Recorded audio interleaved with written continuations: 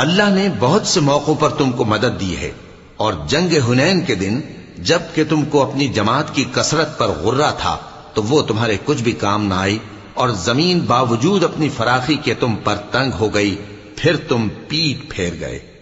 پھر اللہ نے اپنے پیغمبر پر اور مومنوں پر اپنی طرف سے تسکین نازل فرمائی، اور تمہاری مدد کو فرشتوں کے لشکر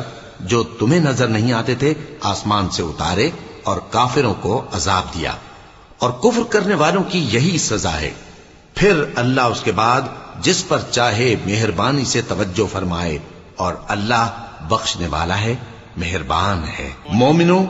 مشرک تو پلید ہیں،